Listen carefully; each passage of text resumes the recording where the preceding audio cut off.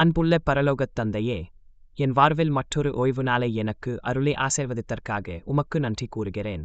ஓய்வு நாளை உம்முடைய பார்வையில் பரிசுத்தமாகப் பாவித்து, அது கடைப்பிடிக்கப்பட வேண்டிய முறைப்படியே நான் கடைப்பிடிக்க எனக்கு உதவியருளும். இந்நாளில் இவ்வுலகத்தின் முன்னுரிமைகளால் நான் எவ்விதத்திலும் ஏற்கப்படாமல் இருக்க எனக்கு உதவியருளும். நான் வேதாகமத்தை வாசிக்கவும், உம்முடைய வார்த்தைகளை தியானிக்கவும், உம்முடைய வார்த்தைகளின் வாயிலாக நீர் என்னோடு பேசும்போது உமக்காக காத்திருக்கவும் எனக்கு உதவியருளும். என்னை வந்தடையும் பிற சத்தங்களிலிருந்து உம்முடைய குரலை நான் பிரித்தறிய எனக்கு உதவியருளும். உம்முடைய வார்த்தைகளை நான் உள்வாங்கிக் கொண்டு அவற்றை என் இதயத்தில் பதித்துக்கொள்ள எனக்கு உதவியருளும். உம்முடைய வார்த்தைகளை என் வாழ்வில் கடைப்பிடித்து வாழ எனக்கு உதவியருளும்.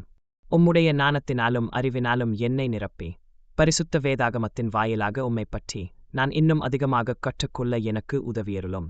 மனதளவிலும் உடலளவிலும் கொலைப்பு நிறைந்த ஒரு வாரத்திற்குப் பிறகு இந்நாளில் என் தலைமுதல் கால்வரை என்னை புதுப்பித்தருளும். என் பலவீனமான கைகளை நீர் பலப்படுத்தி உமக்காக இன்னும் அதிகமான பணிகளைச் செய்ய அவற்றை வல்லமையுள்ளதாக்கியருளும்.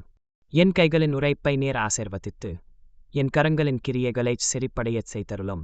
எனக்கு நல்ல ஆரோக்கியத்தையும் நீண்ட ஆயுளையும் அருளி ஆசீர்வதித்து என் பிள்ளைகளின் பிள்ளைகளையும் நான் காணச் செய்தருளும். என் சந்ததியினர் உம்மால் போஷிக்கப்பட்டு செறித்து வளரச் செய்தருளும்.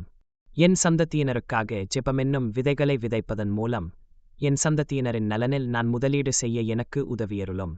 உம்முடைய இரண்டாம் வருகையின் போது உம்முடைய அழைப்பிற்குப் பாத்திரமானவர்களாக என் சந்ததியினர் விளங்கச் செய்தருளும்.